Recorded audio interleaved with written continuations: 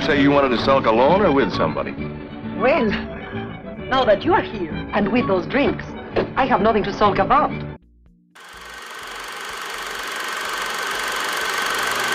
Hello to all the classic people that are returning. I'm glad you're back. I want to welcome any new visitors. As a technical note, references and citations are listed for each show on the site at classicmovierev.com. Today on Classic Movie Rev, we are taking on Film Noir, Mystery in Mexico, 1948. Before we get going, I want to remind you to follow the link in the show notes or from the site to visit our store. You can also type in classicmovierev.com/go/TEE to get there. Today's movie is not only special because it's a good film noir, but because the amazing Robert Wise directed it. This movie was announced as being bilingual, so it was assumed that there would be an English version and a Spanish version. What they did was very creative, and it played into the mystery very well. You can find a lot more out about Robert Wise by listening to the interview with Joe Jordan or reading his book. This movie has a pitiful 5.8 rating on imdb.com. I had to pause writing to go and register this movie as 8 stars on the site. The film fares worse at RottenTomatoes.com with no tomato meter score and no audience score. There is a dearth of reviews on this film. I couldn't locate anything in the New York Times or on Roger Ebert. So I went with the top web reviews and found a couple of reviews that thought the film was just okay. The first reviewer, Dennis Schwartz, said, quote, "A brisk programmer directed by Robert Wise of Born to Kill 1947, from a story by Merle Roy Bolton and the screenplay by Lawrence Kimbley. There's not much of a mystery to this case of a diamond theft, but plenty of breezy dialogue and some passable black and white photograph location shots of Mexico City. The film was shot mostly in the studio. It's routine, but it's one of those mystery films you never mind seeing if you want to pleasantly kill some time with something that's not that taxing on the old noggin." Unquote. The Time Out website said, quote, "You've seen every twist in this routine caper 1,000 times before. Lundigan is an insurance agent detective sent to Mexico on the trail of a fellow employee, Reed, who has disappeared along with the valuable necklace. White is the pretty blonde singer who may be an accomplice, but obviously isn't since Lundigan falls for her. She is actually Reed's sister, so he is obviously innocent too. And it only remains for Cortez's villain, who owns a nightclub naturally, to get his comeuppance after demonstrating his nastiness. Wise directs neatly enough, but the half-hearted romantic byplay and wisecracking dialogue cry out for Mitchum and Russell.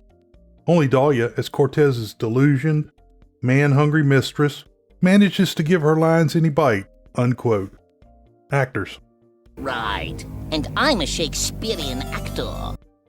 Jacqueline White played the role of Victoria Ames, sister to the missing private investigator. White was first covered in the film noir The Narrow Margin, 1952. Ricardo Cortez played villain John Norcross. Cortez was first covered in the not-too-bad The Maltese Falcon, 1931. William Lundigan played insurance investigator Steve Hastings. Lundigan was born in 1914 in upstate New York. Tall and slim, Lundigan was a student athlete at Syracuse University. He got an announcer's job on the local radio station because his father owned the building. Universal head of production Charles R. Rogers heard the voice and had Lundigan tracked down.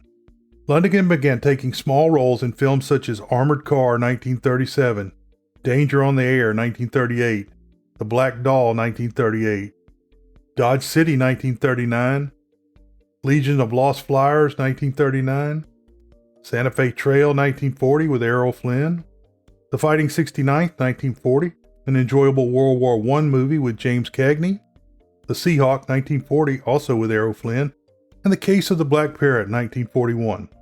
During the 1940s, Lundigan also did voice work for Looney Tunes cartoons. He was medically exempt from the draft but volunteered to join the Marines. The enlistment enraged Louis B. Mayer, and they dropped Lundigan from his MGM contract. He served as a combat cameraman and was in the battles of Peleliu and Okinawa. He was wounded during the Battle of Okinawa. Following the war, Lundigan continued with movies like Dishonored Lady, 1947, Mystery in Mexico, 1948, State Department File 649, 1949, The House on Telegraph Hill, 1951, Serpent of the Nile, 1953, Riders to the Stars, 1954, The White Orchid, 1954, and Where Angels Go, Trouble Follows, 1968. He worked on stage and also hosted Climax, 1954, and Shower of Stars, 1954. He was in Men in Space, 1959-60. He died in 1975. Tony Barrett played Carlos the taxi driver. Barrett was born in 1916 in New York City. I'm walking here! I'm walking here! He started in films in 1946. He was heavily into the film noir, crime, and odor genres with films like Fear 1946, Criminal Court 1946, San Quentin 1946, The Falcon's Adventure 1946, Born to Kill 1947, Dick Tracy's Dilemma 1947, Wild Horse Mesa 1947, Mystery in Mexico 1948, Western Heritage 1948, Impact 1949, Black Hand 1950, Prisoners in Petticoats 1950, and Pushover 1954. Barrett's most significant impact was writing for television crime shows like Peter Gunn 1958-61, 77 Sunset Strip 1963-64, Honey West 1965-66, and Mod Squad 1968-1973, which are some pretty darn good shows. Barrett passed in 1974 at the age of 58. Story. Let me explain. No, there is too much. Let me sum up. As the credits roll, exteriors of Mexico City are shown. Inside the Versailles Club in Mexico City, a hand is opening a wall safe. The man removes a jeweled necklace before the lights come on, and the man flees in fear. The man is wearing a waitstaff uniform with the name Glenn. As Glenn, Walter Reed, flees, the person who turned on the light shoots at him. Glenn gets away on the dark street after being wounded. The gun is fired a few more times directly towards the screen. This firing towards the screen is no doubt a tribute to the Great Train Robbery 1903, where this act was first performed. It is alleged that people ran from the theater when the scene was shown in 1903. In Los Angeles, at the Central Trust Insurance Company's office, insurance investigator Steve Hastings, William Lundigan, is being briefed about the necklace. Glenn is or was an agent for the insurance company sent to investigate the original theft. Hastings is sent to investigate a woman that suddenly decided to travel to Mexico and is somehow involved with the case. Victoria Ames, Jacqueline White, checks in at the airport. Hastings is there waiting. He talks to Victoria and pretends he knows her. Well, hello, Miss Jordan. It's not Miss Jordan, is it? No, I'm afraid it isn't. It's funny, you look so much like her from the back, too. She does not fall for his come-on. After being rebuffed, he forces her to let him carry her portfolio. He loses all of her music on the flight line. He sits next to her on the flight, and she does everything she can to put the masher off. While Victoria sleeps on the plane, Hastings pulls a telegram out of her purse from Glenn, directing her where to go in Mexico City. When she wakes, Hastings continues to push, saying he will show her all the sights. Victoria is pretty firm on her no. In conversation, Victoria says she is flying down to meet her brother, who she says is a tough truck driver. On the ground in Mexico, Hastings continues to push. She kisses him and says he can claim success. Swigert, Jose Torve, is watching them arrive. Since her brother is not there and trying to get away from Hastings, she takes a taxi offered by a man who says he doesn't speak English. Well, I was expecting someone to meet me, but he hasn't shown up. Maybe I better go to his address. No hablo inglés. You mean you don't speak any English? Oh, 1, 2, 3, 4, taxi. Es all. Well, that's a big help. Maybe you can read the numbers? Swigert arrives and helps Victoria by telling the taxi driver to take her where she wants to go, keep pretending to not speak English, and leave her at the destination even if she asks him to wait. The interspersing of English and Spanish is the beauty of this bilingual film. I would say that most Americans in 1948 could not follow the Spanish, which is used to withhold information from Victoria and later Hastings. Swigert tells Hastings that Victoria was going to her hotel. Hastings is scooped up by a taxi driver named Carlos, Tony Barrett. Carlos speaks perfect English and says he is from Texas. Hastings hires him for a week or so. Victoria is left at number 5 Del Carmen. She asks the driver to wait, but he leaves her there alone. The patio door is open and Victoria goes inside. She enters the very dark casa asking for Glenn. Victoria hears footsteps and she picks up a fireplace iron. The man making the noise is Hastings. He tells her that the man from the airport gave him the address. Victoria and Hastings decide to split up and search different rooms. 2 men jump on Hastings and start beating him down. When Victoria screams, they run out. Carlos charges out of his taxi holding a gun. He says something in Spanish I can't get and fires at the fleeing men. Hastings is okay, and before long a cop comes. The cop finds Carlos's gun and says there have been many burglaries in the area. Hastings translates this, saying the cop said Victoria looks like a burglar. The police chief agrees to help Hastings because he is a private detective. Why don't private detectives ever present themselves to the police before they get into trouble? Well, I didn't know I was in trouble until it stepped up and slugged me. Well, I want to help you in any way I can. But you must remember, you have no actual police authority in this country. Oh, of course, I realize that, Commandant. In fact, our man Ames was sent down here merely to try and locate the jewelry and then call on you to make the arrests. In the conversation, it is revealed that Victoria is Glenn's sister. Carlos hears all of the details.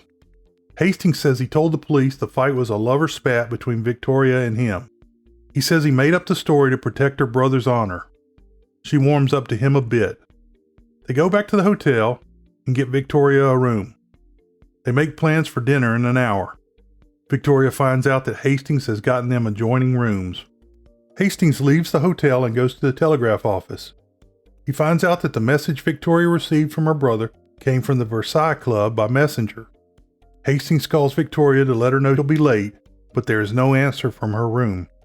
Hastings rushes back to the hotel and confirms Victoria is not there. Carlos drives Hastings to the Versailles Club. In the club, Hastings is shocked to see that Victoria is working as a nightclub singer. He asks one of the bartenders, Benny, about Glenn Ames, and Benny becomes very cagey. You just get in town? That's right, today from Los Angeles. You like it here? Sure of it. In fact, I've been here before. Trying to locate a friend of mine, though, and I can't find him. Lots of people drop in here. Maybe I know him. His name is Ames, Glenn Ames. Ames? You know him? You like another drink, senor? No, it's all right. When the maitre d' arrives, Benny is so scared he drops a glass.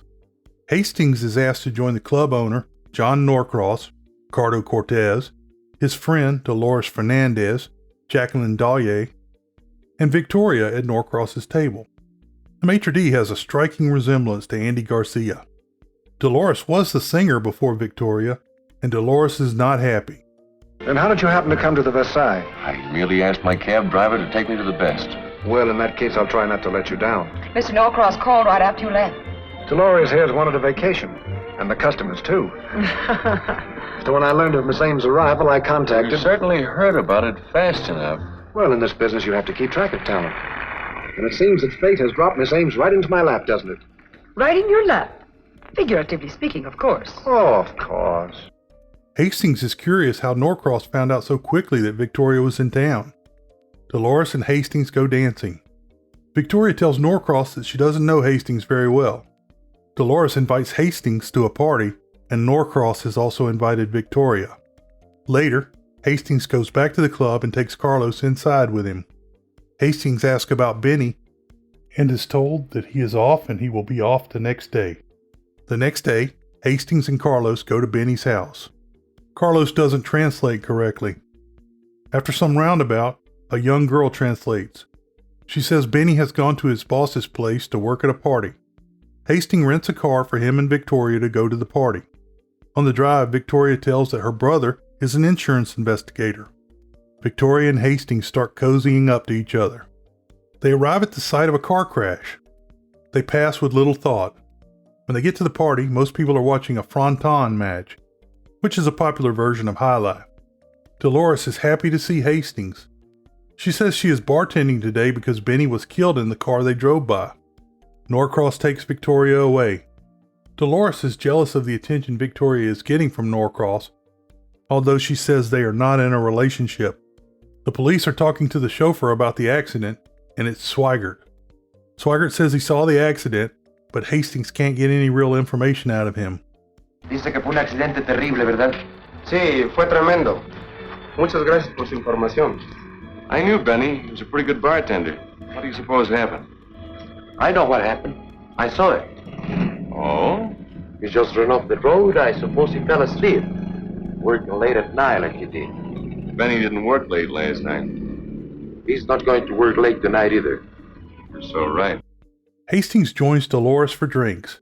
Did you say you wanted to sulk alone or with somebody? Well, now that you are here and with those drinks, I have nothing to sulk about. Here, this will make you glad you left the party. Salud. I'd like to talk to you. Oh, no. You're not going to want to talk. They kiss and are busted by Victoria. She leaves mad.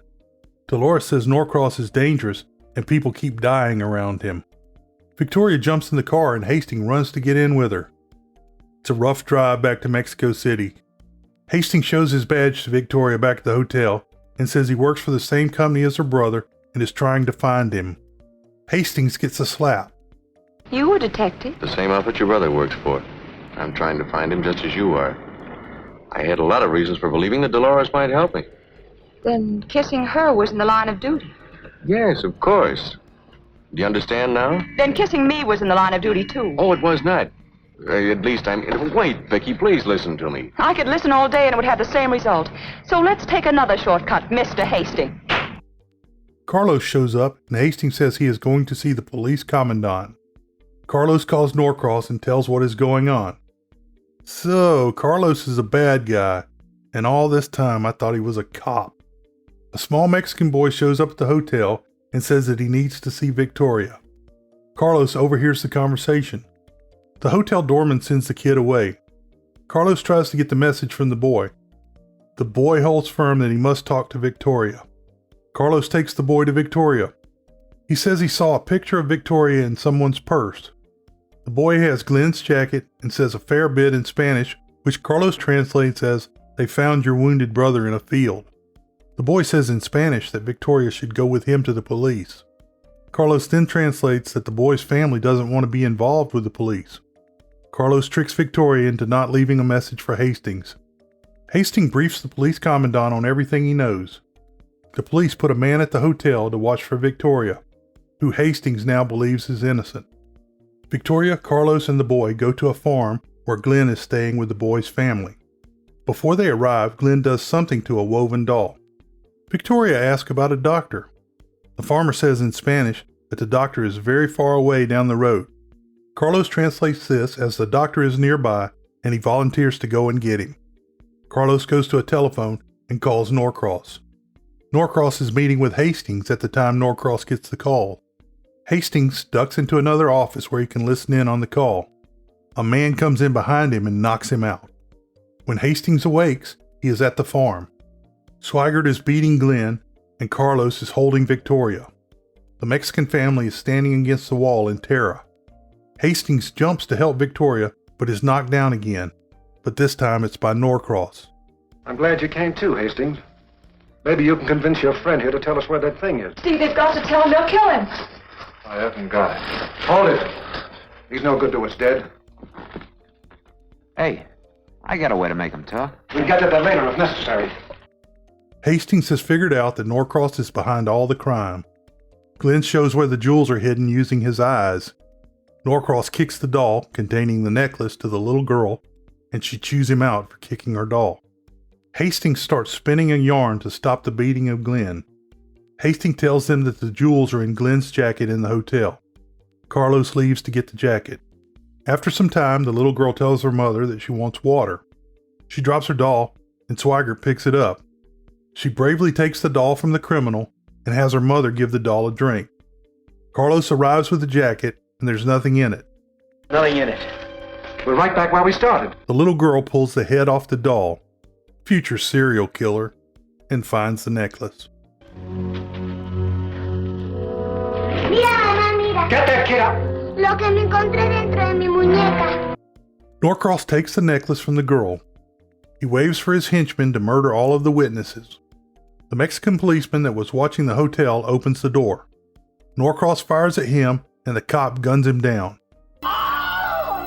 The Mexican father jumps on Swigert while Hastings knocks Carlos down. Victoria faints. Later, Victoria and Hastings are discussing marriage while sitting in a terraced restaurant. Glenn comes in and says he has an assignment from the agency for either him or Hastings.